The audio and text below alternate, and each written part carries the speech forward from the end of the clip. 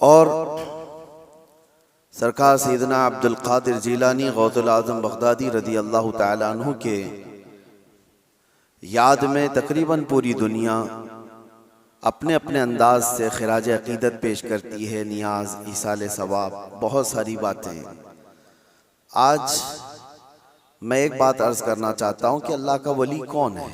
हम तो उन्हें सुल्तानुल औलिया कहते हैं। सुल्तानुल औलिया है क्योंकि अल्लाह तबारक व तआला के मुक़द्दस बंदों में कुछ वो हैं जिनको अल्लाह ताला ने अपनी महबूबियत के लिए चुन लिया है।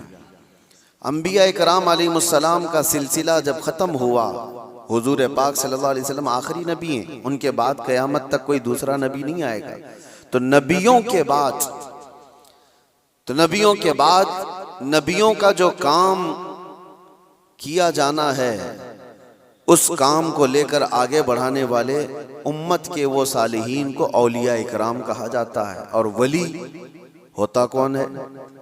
वली का कोई ख़ास चेहरा, ख़ास लिबास या कोई ऐसी चीज़ नहीं बताई गई, लेकिन कुरान ने कहा इन औलियाउहु इल्लल मुत्तक़ून, अल्लाह के वली सिर्फ वो होते हैं जो मुत्तकी होते हैं। और मुत्तकी कौन होता है? मुत्तकी किसको कहते हैं? तक़वा वाला। यह अरबी का लफ्ज़ है। मुत्तकी किसको कहते हैं? उसकी बहुत सारी डेफिनेशन है। एक चीज़ मैं बताऊं, हुजूर पाक सल्लल्लाहु अलैहि वसल्लम ने फरमाया कुछ चीज़ें हलाल हैं, कुछ चीज़ें हराम हैं। हलाल भी सबको पता है ये हलाल है, हराम भी सबको पता है ये हराम है, जो वाज़ेह है, जिसमें कोई शक नहीं। लेकिन हलाल और हराम के बीच में कुछ चीज़ें ऐसी हैं जिनके बारे में शक होता है कि हलाल है कि नहीं है, हराम है या नहीं। तो फरमाया गया ऐसी शक वाली चीज़ों को छोड़ देने का नाम तक़वा है। हराम चीज़ें छोड़ने का नाम नहीं। हराम चीज़ें छोड़ना तो मुसलमान के लिए ज़रूरी है। शराब नहीं पीता, चोरी नहीं करता, ज़िना नहीं करता, ये सारी चीज़ें नहीं करता, ये तो मुसलमान के लिए ज़रूरी हैं। लेकिन चंद वो चीज़ें हैं जो हराम और हलाल के बीच में मशकूक हैं, उन चीज़ों को भी छोड़ देने का नाम तक़वा है। और तक़वा दिल से होता है, तक़वा दिल से होता है। इस तौर पर समझ लें कि हमेशा उसके सीने में अल्लाह का खौफ हो, हर घड़ी अल्लाह तबारक व तआला की खशियत हो, उसको तक़वा कहा जाता है। तक़वा और तक़वे के बगैर कोई वली नहीं होता। तक़वा सबसे बड़ी चीज़ ये है कि तक़वा कराता क्या है? ठंडियों में बिस्तर छोड़कर खड़ा हो जाता है बंदा अल्लाह की इबादत के लिए, तक़वा है। रात के वक्त वो जब लोग सो रहे हों, ये रब ताला के हुजूर खड़ा हो जाता है, ये अल्लाह का खौफ उसको बिस्तरों से उठा देता है, ये तक़वा है। अल्लाह का खौफ उसे ऐसी जगहों की तरफ देखने भी नहीं देता जिसको दुनिया आमतौर पर देखती है, ये तक़वा है। अल्लाह का खौफ उसके सीने में, उसकी आंखें महफूज हैं, उसकी ज़ुबान महफूज है, उसका दिल महफूज है, उसके हाथ पैर महफूज हैं गुनाहों से, ये तक़वा है। और ये तक़वे के साथ ही कोई अल्लाह का वली होता है। अल्लाह का वली वो नहीं कि लठ छोड़ करके रखा है बालों की, 10-10 अंगूठियाँ पहन के घूम रहा है और कोई भी बाबा बन करके लोगों को लूट रहा है, उसको लोग समझ लिए कि अल्लाह का वली है। अल्लाह का वली वो नहीं होता। सबसे बड़ी बात आपको मैं बताऊं, हुजूर पाक सल्लल्लाहु ताला अलैहि वसल्लम को छोड़ करके कोई अल्लाह तक पहुंच ही नहीं सकता। बखुदा खुदा का यही है दर, नहीं और कोई मफर मखर, जो वहाँ से हो यहीं आके हो, जो यहाँ नहीं तो वहाँ नहीं। बे उनके वास्ते खुदा कुछ अता करे, हाशा गलत गलत ये हवस बेबसर की है। हुजूर को छोड़ करके कोई डायरेक्ट जाने वाला रास्ता है ही नहीं, नबी पाक सल्लल्लाहु अलैहि वसल्लम। अब ये बात मैं क्यों कह रहा हूँ? कुछ वो लोग जो वली बनने का दावा कर रहे हैं, ढकोसला है, जिनके यहाँ हुजूर पाक की शरीयत का कोई लिहाज नहीं।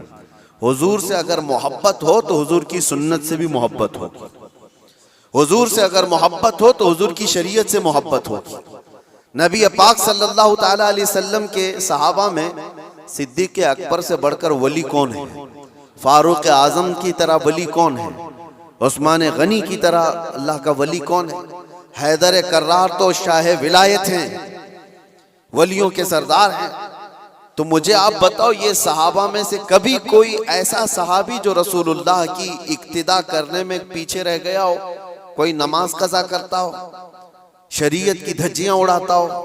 कोई एक भी सहाबी आपको ऐसा नहीं मिलेगा, एक भी सहाबी नहीं मिलेगा। क्योंकि सबको पता है रसूल पाक सल्लल्लाहु अलैहि वसल्लम का दरवाजा छोड़कर अल्लाह तक नहीं पहुंच सकता, कोई नहीं पहुंच सकता। अब मैं यहां पर आपको एक मिसाल दे दूं कि बगदाद में एक बार ये मशहूर हो गया कि एक अल्लाह के वली दरियाए दजला के पास आए, बहुत इबादत करते हैं, बहुत तवज्जो से। गौसे पाक का जमाना है। सरकार गौसे पाक को जब ये खबर हुई कि एक कोई बड़े वली आए हैं दरियाए दजला के पास इबादत कर रहे हैं, तो आपने कहा अल्लाह के वलियों से मुलाकात ये अपने आप में एक इबादत है, मैं उनसे मुलाकात जरूर करूंगा।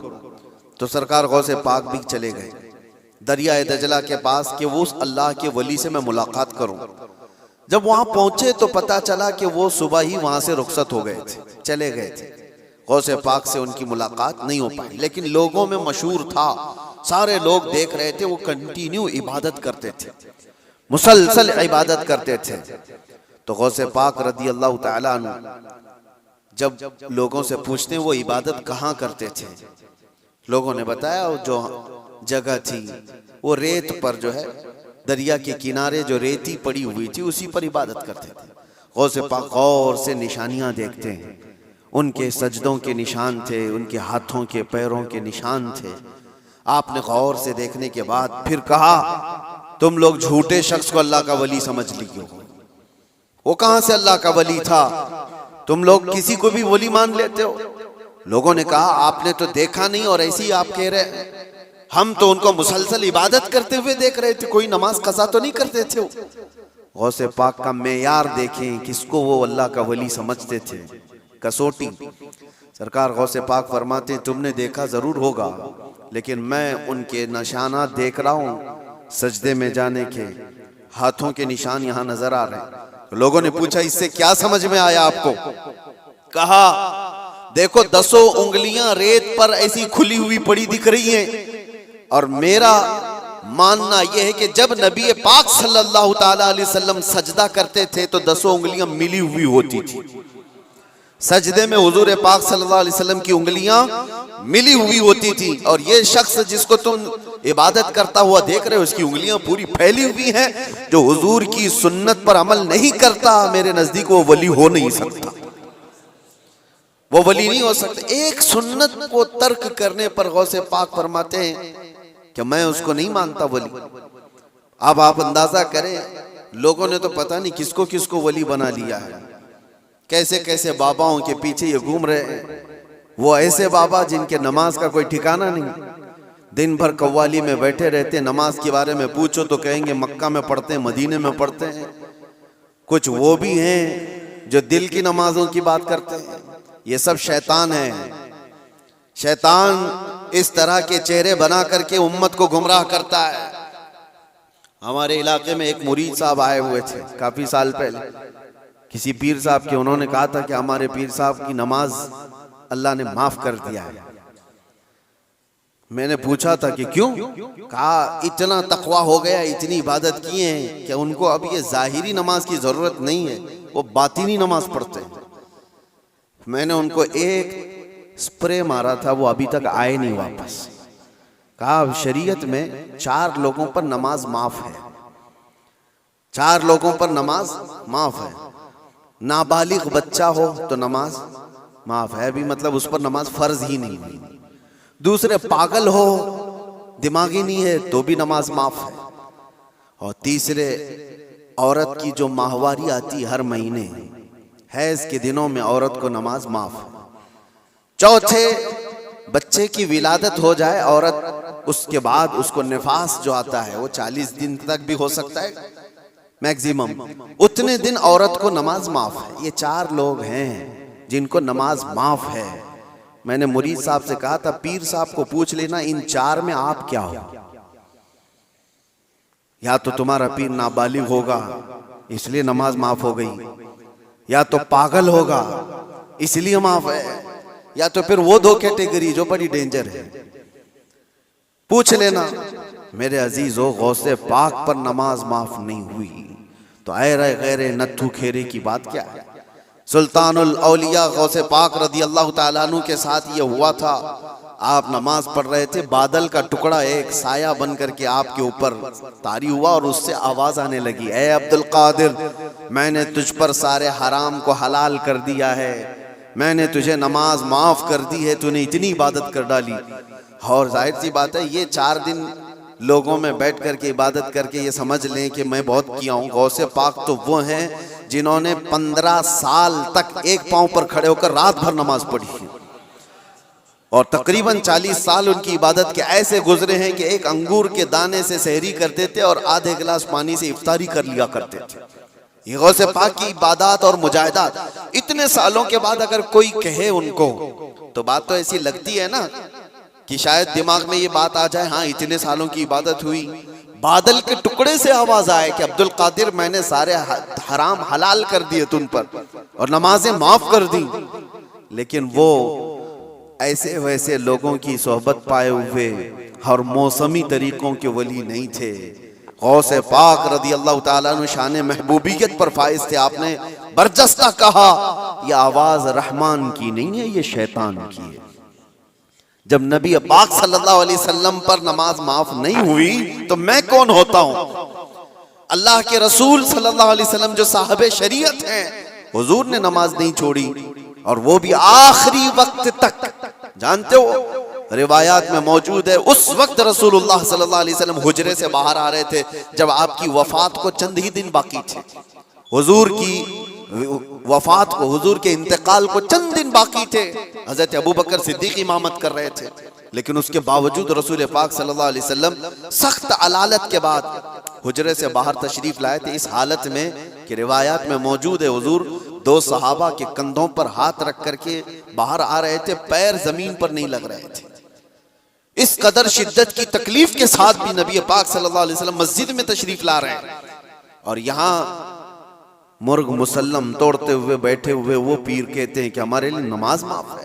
गौसे पाक ने जब ये कहा कि ये रहमान की आवाज नहीं, ये शैतान है, मेरे लिए नमाज माफ नहीं हो सकती, तो गौसे पाक रज़ियल्लाहु ताला अन्हु पर उसने गुरूर और तकब्बुर में लाने के लिए एक दूसरा हमला किया था और कहा, अब्दुल कादिर तुम बहुत पढ़े लिखे हो, बहुत इल्म है तुम्हारे पास, तुम पढ़े लिखे ना होते, इल्म ना होता तो आज मेरे गुमराही में आ जाते। शैतान अपनी असली हालत पर आ गया। कहा ठीक है, तुमने मुझे पहचान लिया, लेकिन तुम बहुत पढ़े लिखे हो, तुम्हारा इल्म इतना है कि तुम बच गए। गौसे पाक ने कहा तू दूसरा हमला कर रहा है मुझ पर, मेरे इल्म ने नहीं बचाया, मुझे रब के फजल ने बचाया। यहां पर भी आदमी बहक सकता है, अगर हाँ कह दिया कि हाँ मैं तो पढ़ा लिखा हूं, मैं बहुत इल्म वाला हूं, इसीलिए बहुत सारे इल्म वाले भी भस्म हो गए, इल्म वाले भी बहक गए। इल्म के साथ रब का फजल है तो फिर वो बच जाता है। मेरे अजीजों, अर्ज ये करना है कि हुजूर पाक सल्लल्लाहु अलैहि वसल्लम की शरीयत को छोड़ करके कोई वली नहीं हो सकता। गौसे पाक रज़ियल्लाहु ताला अन्हु की 11वीं करने वाले, नियाज करने वाले, सबसे मेरा एक ही कहना है और सबके लिए एक मैसेज है कि तुम्हारी 11वीं, तुम्हारे खिचड़े, तुम्हारे नियाज ये फर्ज नहीं, ना ही वाजिब हैं, मुस्तहब के दर्जे में आ सकते हैं, लेकिन फजर की नमाज से लेकर इशा की नमाज तक फर्ज ये तुम्हारे ऊपर ऐसा ज़रूरी है कि इस चीज़ के लिए कोई माफ़ी नहीं है। 1 साल तुमने देग नहीं बनाई, नियाज नहीं की, तो क़यामत के दिन नहीं पूछा जाएगा कि तुम गौसे पाक की फातिहा करते थे कि नहीं करते थे, ये सवाल नहीं होगा। लेकिन ये सवाल ज़रूर होगा कि फजर में उठे क्यों नहीं, ये सवाल ज़रूर होगा इतनी नमाजें क़ज़ा क्यों हुई तुमसे। मेरे अजीजों, नवाफिल और मुस्तहब्बात में पड़ी हुई ये उम्मत, मैं मना नहीं करता, आप शौक से, हम भी करते हैं, गौसे पाक रज़ियल्लाहु ताला अन्हु के दरबार में इसाले सवाब के लिए, मरहुमीन के लिए हम नियाज, फातिहा, सारी चीजें करते हैं, लेकिन इसका मतलब ये नहीं है कि कुल वही है और अल्लाह तबारक व तआला की ये इबादतें कुछ माना नहीं रखती। नमाज नहीं है, कुरान नहीं है। अजीज़ान गिरामी, मैं उन लोगों से पूछता हूँ जो 2-2, 3-3 घंटे कव्वालियों पर रक्स करते हैं, कुरान की एक सूरे भी तो सुन के दिखाओ, वो रब का कलाम है। अल्लाह का कलाम है, किसी कारी कुरान से तुम किरत सुन करके झूमो, फिर पता चले कि ईमान तुम्हारे दिल में कितना है।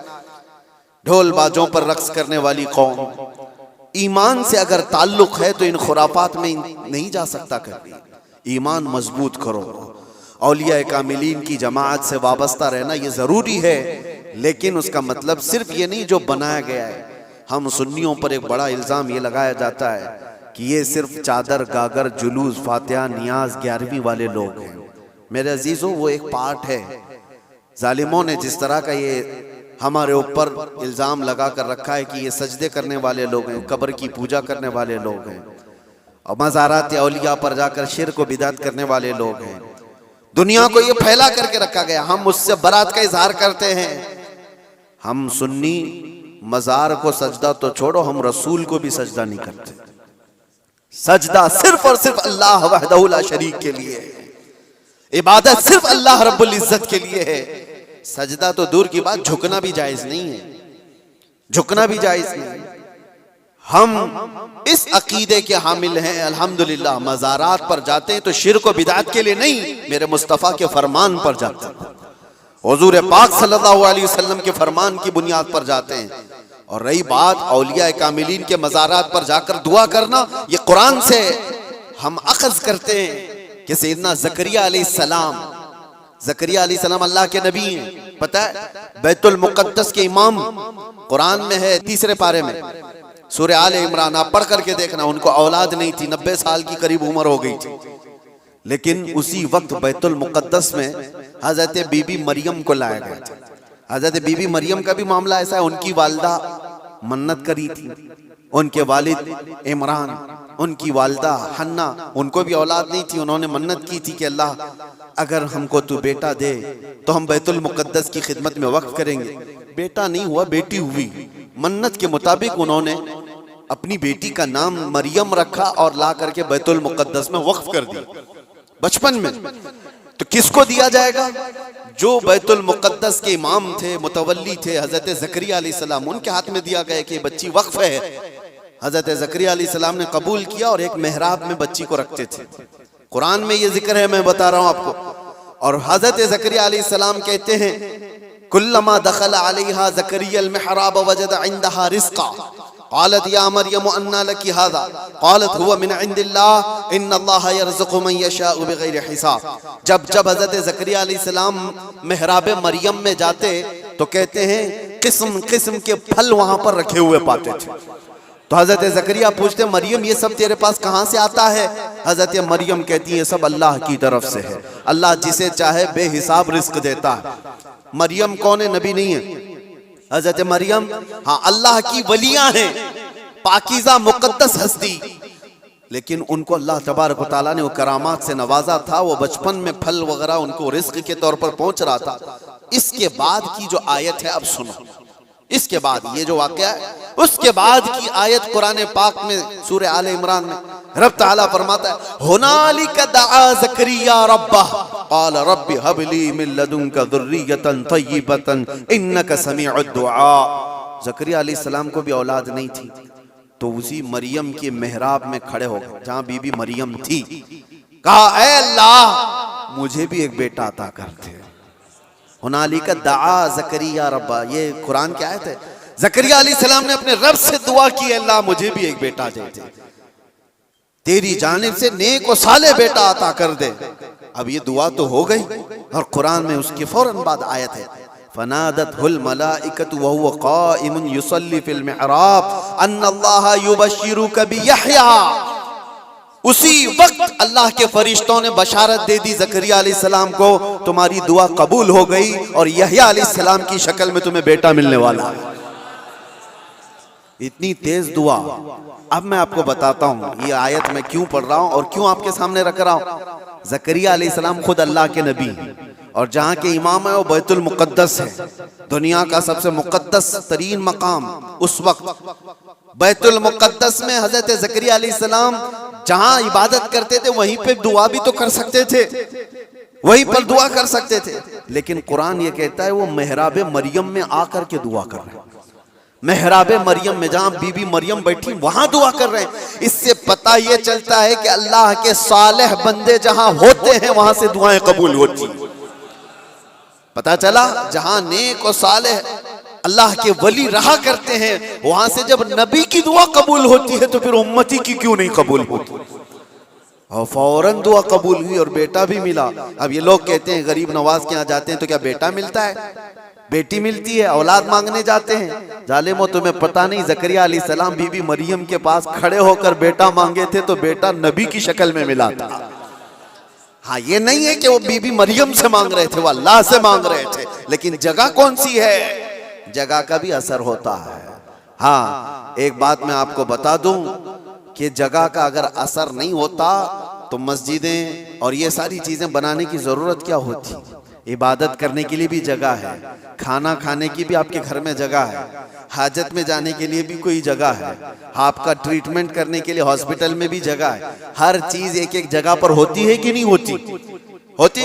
जिन लोगों का वो मानना है कि कुछ भी नहीं जरूरी है वहां जाना यहाँ जाना, तो मैं उनसे कहता हूँ कभी बाथरूम में बैठ करके डॉक्टर से अपना इलाज करा लोगे।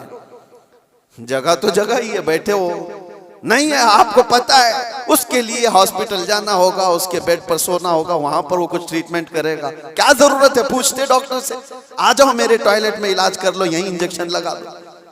मेरे अजीजों, गंदगियों में बैठा हुआ आदमी वो अपना इलाज कराने के लिए भी उठ करके चला जाता है। बिला तशबीह बिला तमसील मैं आपसे कह रहा हूं कि हम पता नहीं कैसे कैसे गुनाहों में मुब्तला हैं। यहाँ से निकल करके हम उन पाक सुथरी जगहों में जाते हैं जहां अल्लाह के वली आराम फरमा, और उस जगह पर खड़े होकर हम अल्लाह ही से दुआ करते हैं और पाकीज़ा मकाम की बरकत से अल्लाह दुआएं कबूल करता है। ये सुन्नियों का अकीदा मैं बता रहा हूँ, जालिमों का बनाया वो नहीं पता हमको। सुन्नियों का अकीदा ये, हम उन पाकीज़ा मुक़द्दस हस्तियों की बारगाह में इसलिए जाते हैं। ये एक चीज़ नहीं है, ऐसी कई मिसालें हैं, कई मिसालें। हदीस अल इसरा वल मिअराज, जो हुजूर सल्लल्लाहु अलैहि वसल्लम के मेराज का सफ़र है ना, उस सफ़र में एक रिवायत ये भी मिलती है कि एक जगह पर हुजूर पाक सल्लल्लाहु अलैहि वसल्लम रुक गए। हज़रत जिब्राईल अमीन ने कहा यहाँ पर आप 2 रकात नमाज पढ़ लें। हुजूर पाक सल्लल्लाहु अलैहि वसल्लम ने वहां पर 2 रकात नमाज अदा की और उसके बाद पूछा जिब्राईल से, ये कौन सा मकाम है, तवज्जो। तो हजरत जिब्राईल अलैहिस्सलाम ने कहा, ऐ अल्लाह के नबी, ये वो जगह है जहां हजरत ईसा अलैहिस्सलाम की पैदाइश हुई थी। बीबी मरियम से हजरत ईसा अलैहिस्सलाम की पैदाइश हुई थी, वहां पर हुजूर पाक सल्लल्लाहु अलैहि वसल्लम ने 2 रकात नमाज अदा की। हाँ, जगह को आप सल्लल्लाहु तआला अलैहि वसल्लम ने अपने नमाज का मुसल्ला बनाया। इस रिवायत से मैं आपको बताना चाहता हूं, जहां ईसा अलैहिस्सलाम पैदा हुए वहां हमारे नबी नमाज पढ़े, और जहां मेरे मुस्तफा पैदा हुए हो, क्या वो जगह दुआओं की कबूलियत की नहीं हो सकती। सिर्फ इतना ही नहीं मेरे अजीजों, मुक़द्दस मकामात को अल्लाह तबारक तआला ने खुद फरमाया है, खुद फरमाया है कि आप खाने काबा जाते हैं तवाफ करने के लिए। तवाफ करने के बाद जैसे ही तवाफ खत्म होता है उसके बाद सबसे पहला काम आपका क्या है। कुरान कहता है पहले पारे में, वत्तखिदू मिन मकाम इब्राहीम मुसल्ला, मकाम इब्राहीम को अपनी नमाज की जगह बना लो। मकाम इब्राहीम है क्या चीज, मकाम इब्राहीम क्या है, जाकर के आप देखना, उसमें एक पत्थर है जिसपे हजरत इब्राहीम अलैहिस्सलाम के 2 पैरों के निशान हैं। बस इसके अलावा क्या है, एक पत्थर है उस पर इब्राहीम अलैहिस्सलाम के 2 पैरों के निशान है। तो उस पत्थर के पास रब तबारक व तआला फरमाता है, तुम अपनी नमाज पढ़ो, हाजी हो कि मोतमिर हो कि खाली तवाफ करने वाला हो, 7 चक्कर तवाफ के बाद मकाम इब्राहीम पर वो जरूर 2 रकात नमाज पढ़ेगा, 2 रकात नमाज पढ़ेगा। इनको पता नहीं, जो एतराज करने वाले वो पूछते नहीं कि पत्थर को इबादत कर रहे हैं लोग, यहाँ पे पत्थर को सजदा करने जा रहे हैं। नहीं जालिमो, पत्थर को सजदा नहीं कर रहे, ये रहमान का हुक्म है, रहमान का हुक्म है। इसलिए हुक्म है कि वो पत्थर अब अफजल हो गया जिस पर अल्लाह के नबी के पैरों के निशान हैं, जिस पर खड़े होकर इब्राहीम अलैहिस्सलाम ने पूरे काबे की इमारत तामीर की थी, वो पत्थर अफजल हो गया। अब आप सोचो, पत्थर खड़े होने वाले नबी की वजह से अफजल है, तो फिर वो नबी कितने अफजल हैं। हाँ, उनके कदम कितने अफजल हैं। हम तबर्रुकात वाले लोग हैं, इसलिए हम उनकी नहीं मानते। हम तो छोटी सी भी कोई चीज निस्बत की मिलती है तो हम उसको एहतराम से सर आंखों पर रखते हैं। आज भी बिहम्दिही ताला हुजूर पाक सल्लल्लाहु अलैहि वसल्लम के मुँह मुबारक पूरी दुनिया में देखे तो सुन्नियों के पास ही मिलेंगी, क्योंकि कदर उनको ही है और वो चाहते हैं कि हुजूर पाक सल्लल्लाहु अलैहि वसल्लम से रिलेटेड जो भी चीज़ है वो अजमत वाली है। औलिया कामिलीन की बात कर रहे हैं मेरे अजीजों, बहुत सारी बातें हैं। अब आपको मैं बताता हूँ जो एक बड़ा सवाल ये है कि ये औलिया इकराम के लिए कहानियां गढ़ लेते हैं लोग, करामत करामत करामत कहते हैं। जो करामत का इनकार कर रहा है वो कुरान का इनकार कर रहा है। हाँ, हर वली की करामत तो कुरान से मैं नहीं बता रहा, लेकिन अल्लाह तबारक व तआला ने जो फरमाया वो आपको बता रहा। हमने कहा गौसे पाक रज़ी अल्लाह तआला अन्हु, अब चंद बातें मैं सरकार गौसे पाक की बताकर इस एतराज का जवाब देता हूँ। सुल्तानुल औलिया गौसे पाक रज़ियल्लाहु तआला अन्हु की बारगाह में एक औरत आई अपने बच्चे को लेकर, कहा कि इसको अपने पास रख लीजिए। आपने कबूल कर लिया, बच्चा तरबियत में आ गया। गौसे पाक की बारगाह में रहना पलना किसके नसीब में हो। चंद महीनों के बाद वो खातून आई, अपने बेटे को देखा, बहुत दुबला पतला, बिल्कुल कांटी हो गया, हड्डियां निकल गई। माँ तो माँ है, देखती है बच्चा कैसा हो गया, सूख गया, काटा हो गया। तो उसने देखा कि गौसे पाक कहाँ है, जा करके देखती है अंदर तो गौसे पाक के दस्तरखान पर अच्छी अच्छी ग़िज़ाएं थी, कुछ मुर्ग गोश्त वगैरह रखे हुए थे, और ये बूढ़ी औरत का बेटा सूखी रोटी पानी में भिगो कर खा रहा है, कोने में बैठा हुआ। अब एक माँ को लगे ही बात, खुद इतना अच्छा खाना खा रहे हैं, मेरे बेटे को परवरिश में रखे, कैसा खाना खिला रहे हैं। उस औरत ने कहा ये कैसी तरबियत है सैयदना अब्दुल कादिर, ये क्या है, मेरा बच्चा तो ऐसा है। आपने जवाब कुछ नहीं दिया। थोड़ी देर के बाद खाना खत्म होने के बाद उन हड्डियों को ऐसे जमा किया और कहा कुम बिइज़्निल्लाह, अल्लाह के हुक्म से उड़ जाओ। एक मुर्गी फड़फड़ाती हुई खड़ी होगी। हाँ, आपने कहा कि जब तेरा बच्चा इस काबिल हो जाए तो वो भी रोज मुर्गी खाए। उसकी तरबियत चल रही है, उसकी तरबियत चल रही। जब बंदा अपने नफ्स को मार लेता है तो अल्लाह सारी ताकतें उसको अता करता है। अल्लाह के लिए जब बंदा दुनिया छोड़ देता है तो अल्लाह उसका हो जाता है। तो गौसे पाक की ये बात बताने पर एक साहब मुझसे कह रहे थे, कहाँ से आप ये सारी चीजें लेकर के आ गए कि एक बंदा भी किसी चीज को जिंदा कर रहा है। उन्होंने ये नहीं देखा क्या गौसे पाक ने क्या कहा, अल्लाह के हुक्म से उठ जा। गुफ्त-ए वो गुफ्त-ए खुदा बुवत, फारसी में कहा जाता है अल्लाह का वली इस मकाम पर पहुंच जाता है कि जब वो बोलता है तो जुबान उसकी होती है, कलमा अल्लाह का होता है, कलमा अल्लाह का होता है। गौसे पाक की इस करामत पर एतराज करने वाले, तुम्हें पता नहीं, मुर्दों को जिंदा करना, अगर ये सिर्फ और सिर्फ आप ये कहते हैं कि इसकी वजह से शिर्क हो जाएगा, शिर्क का अकीदा, अल्लाह का काम ये जिंदा करना अल्लाह का ही काम है। लेकिन अल्लाह अगर किसी को ये ताकत दे दे तो क्या इब्राहिम अलैहिस्सलाम का वाक़या कुरान में नहीं है? 4 परिंदे ले लो, उनको ज़बह करो, उनका कीमा करो, मिक्स करो, 4 पहाड़ों पर रख करके आओ, 3रे पारे में है। और इब्राहिम अलैहिस्सलाम ने 4 परिंदों को ज़बह किया, उनका कीमा किया और अलग अलग पहाड़ों पर रख कर आए। और फिर अल्लाह ने फरमाया हर परिंदे का नाम लेकर बुलाओ, तुम मदउहुन्ना यातीनका सअया। कुरान में परिंदों को जब से इब्राहिम अलैहिस्सलाम ने पुकारा वो उड़ते हुए आए अपनी अपनी मुंडियों के साथ, और इधर जो गोश्त था वो पूरा जिस्म बन गया और सब के सब अपने अपने मुंडियों से जुड़ गए और जिंदा परिंदा होकर उड़ गए। ये वाकया कुरान में मौजूद है।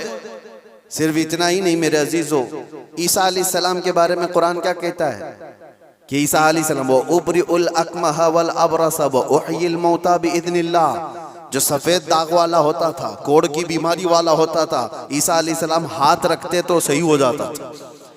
और कभी मरे हुए आदमी को ठोकर मारते तो जिंदा खड़ा हो जाता था। मट्टी के परिंदे बनाते, फूंक मारते, वो उड़ने लग जाते थे। ये इधर उधर की किताबों की बात नहीं कर रहा हूँ, कुरान की बात कर रहा हूँ। कुरान में मौजूद है। अल्लाह के नबियों को अल्लाह ने ये ताकत अता की थी।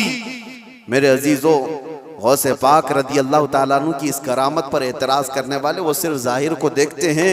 गौसे पाक उम्मत मुस्तफ़ा के वली कामिल हैं, रसूलुल्लाह की उम्मत के वो औलिया के सरदार हैं। अल्लाह ने उनको वो ताकत अता फरमाई थी कि जब वो किसी चीज को हाथ लगा देते तो अल्लाह उनकी उस चीज को पूरी फरमा देता था। अब आपको चंद करामतों के बाद ये भी मैं बता दूं, एक बार गौसे पाक रज़ियल्लाहु ताला अन्हु बयान कर रहे थे और एक चील उड़ती हुई आई ऊपर से, बहुत ची ची ची आवाज कर रही थी। तो मजमे में इधर से उधर लोग देखने लग गए, डिस्टर्ब हो जाता ना, यहाँ होता है अभी थोड़ी सी आवाज उधर आ जाए तो सबकी गर्दनें उधर हो जाएंगी। और गौसे पाक के मजमे में ये बेअदबी है, हुजूर गौसे पाक खुतबा दे रहे हो और इधर उधर कोई चेहरे उठाए तो आपने सिर्फ और सिर्फ घूर करके उस चील को देखा, उसकी मुंडी अलग और धड़ अलग गिर गए, वो मर के तड़पने लगी, खत्म हो गई। आपका खुतबा चलता रहा, अब कोई गर्दन उठा के देखता भी नहीं था, सब गौसे पाक की तरफ कि वो निगाहे जलाल जो चील पर पड़ी थी कहीं और भी ना पड़ जाए। सबका इन्हिमाक तवज्जो के बाद जब गौसे पाक का खुतबा खत्म हुआ तो ऐसा नहीं कि आप उस चील के पास गए, उसके मुंह को उठाया, उसके धड़ से लगाया, कहा कुम बेइज़्निल्लाह, अल्लाह के हुक्म से उड़ जा।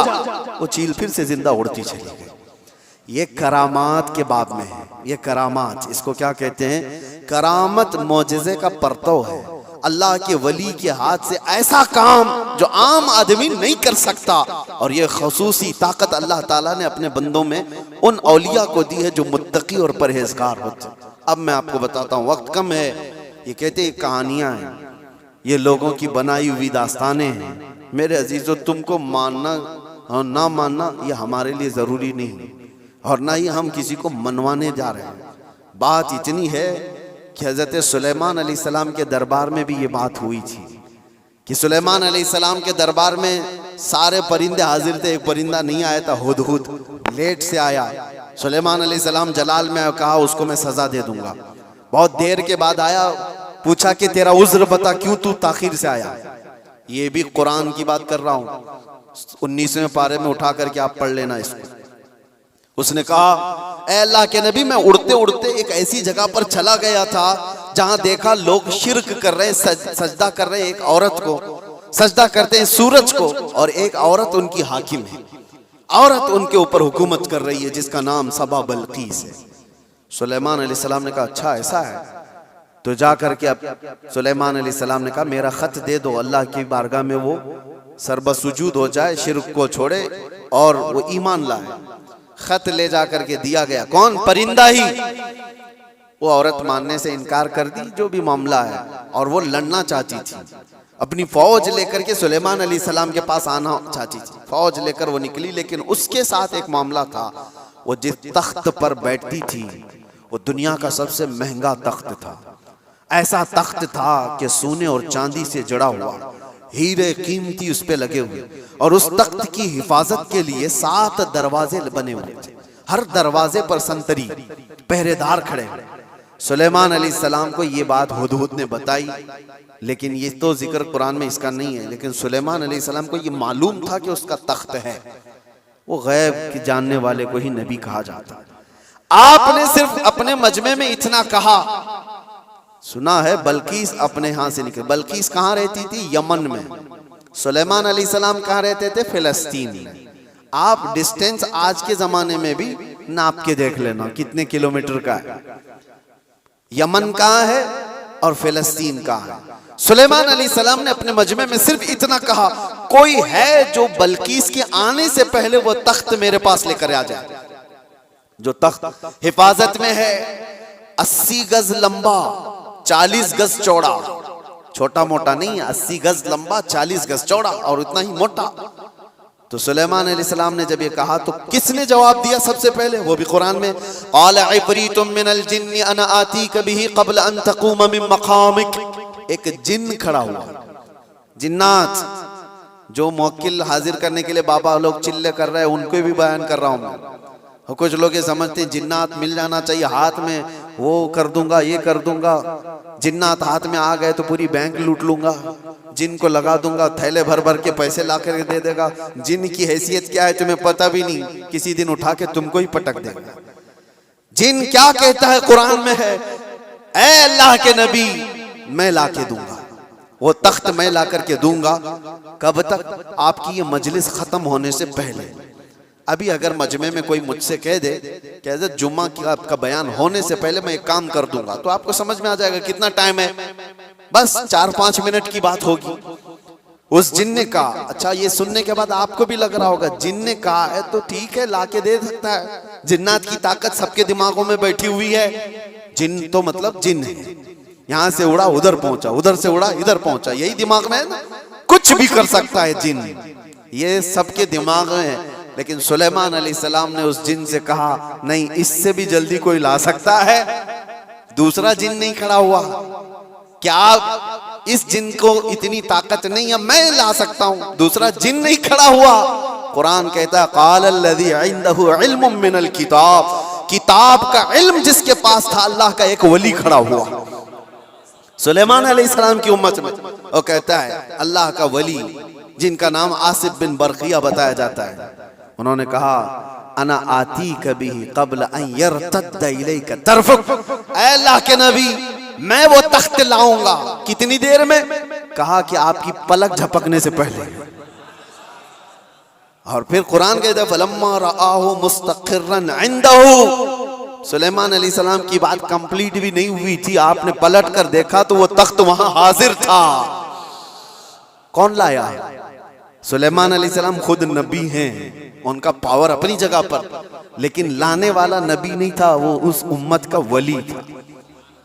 किस उम्मत का? बनी इसराइल में है। सुलेमान अलैहिस्सलाम बनी इसराइल के नबी हैं। बनी इसराइल के एक उम्मती वली ने वो तख्त पलक झपकने से पहले हाजिर कर दिया। 1000 किलोमीटर से भी ज्यादा का डिस्टेंस है यमन और फिलिस्तीन में, ज्यादा है, उससे ज्यादा है, और तख्त पलक झपकने से पहले लाकर हाजिर कर दिया। और कुरान की आयतें पढ़ो, उन्होंने ये नहीं कहा मेरे बाजू की ताकत है, मेरी कुव्वत है, मैं इतना पावरफुल हूं, बल्कि तख्त हाजिर करके उसके बाद सुलेमान अलैहिस्सलाम ने क्या कहा? हाज़ा मिन फज़्ल रब्बी, ये मेरे रब का फजल है, ये मेरे रब का फजल है। अब तवज्जो चाहता हूं, सुलेमान अलैहिस्सलाम के उम्मती बनी इसराइल के वली, उनको ये ताकत है, उनको ये ताकत है कि वो यमन से फिलिस्तीन में पलक झपकने से पहले तख्त ला सकते हैं। तो बहरहाल सुलेमान अलैहिस्सलाम से कई दर्जे अफजल मोहम्मदुर रसूलुल्लाह हैं, बनी इसराइल से कई दर्जे अफजल उम्मत मोहम्मदिया है। बनी इसराइल के वली का मकाम जहां तक नहीं है, उससे कई दर्जे अफजल रसूलुल्लाह की उम्मत के वली का मकाम है। और आम वली की बात नहीं, वलियों का वली और सुल्तानुल औलिया गौसे पाक का मकाम कुछ और है। फिर बगदाद से जब वो ये कहते हैं कि मैं मगरिब में हूं और मेरा मुरीद मशरिक में हो और उसका सतर खुल जाए तो मैं यहीं से उसको छुपा दिया करता हूं, तो ये बात कोई गलत नहीं है। अल्लाह ने उनको वो मकामात अता किए हैं। गौसे पाक ने इसीलिए तो कहा था अपने कसीदे में, रअयत नज़रतु इला बिलादिल्लाहि जमअन कखरदलतिन अला हुक्म इत्तिसाली, मैं अल्लाह के सारे शहरों को ऐसे देखता हूँ जैसे राई के दाने को अपने हथेली में देखता हूँ। हाँ, ये कुरान से मैंने बताया है, लफाजी नहीं है। जो कहते कहानियां कहानियां हैं, वो कुरान भी तो पढ़ करके देख लें। कुरान पढ़ने के बाद उन्हें समझ में आ जाएगा कि वली की ताकत क्या होती है, वली की करामत क्या होती है। करामतों का मुनकिर ये कुरान का मुनकिर है। अल्लाह उनको हिदायत अता फरमाए और हमें हमेशा औलिया के कदमों से वाबस्ता रखे। आज हम करामत देखने के चक्कर में नहीं घूमे। मैं ये भी बात बता दूं, आप ये मत सोचो कि मुझे यहाँ करामत दिखना चाहिए, वहां करामत दिखना चाहिए। आप करामत देखने के चक्कर में इधर उधर ना जाओ, आप वलियों के तकवे देखने के लिए घूमते रहो, वलियों की शरीयत पर अमल को देखते रहो, ताकि तुम्हारे अंदर भी वो तकवा आ जाए, तुम्हारे अंदर भी वो अमल आ जाए। हाँ, बस आखिर बात ये है कि हम दुआ यही करते हैं कि इन औलिया के दामन से वाबस्ता रहें, जिंदा भी इनके कदमों में रहें और मरें तो इनके आसपास रहें। ये तमन्ना है। क्यों? इसलिए कि पता है हम बैठे हुए हैं, किसी जगह गए हैं, कहा मुफ्ती साहब आए, भीड़ भाड़ बहुत थी और लोग ला करके गर्मी की वजह से पंखा लगा दिए, पंखा चल रहा है, हवा तेज आ रही है। किसके लिए लगाया? हमारे लिए लगाया, लेकिन आसपास बैठे हुए सब हवा खा रहे हैं। उनके लिए लाया नहीं गया था पंखा, हमारे लिए लाया गया था। लेकिन पंखा ऐसा नहीं है कि एक ही जगह फेंक रहा है हवा, बल्कि आसपास जो बैठे हुए हैं वो भी गर्मी से जो बेहाल थे अब बाहाल हो गए, उनको भी हवाएं मिल रही है। यही बात है, औलिया के आस्थानों के पास जाने से अल्लाह की रहमतें झमाझम बरस रही होती हैं। हम गुनहगारों पर भी वो छींटे पड़ जाते हैं और हमारा दिल भी चमकने लग जाता है। अल्लाह तबारक व तआला हमें तकवा अता फरमाए। औलिया कामिलीन के वास्ते अल्लाह तबारक व तआला आखिरत में हमारी मग़फ़िरत फरमाए। व आखिरु दावाना अनिल हम्दुलिल्लाहि रब्बिल आलमीन। अस्सलामु अलैकुम।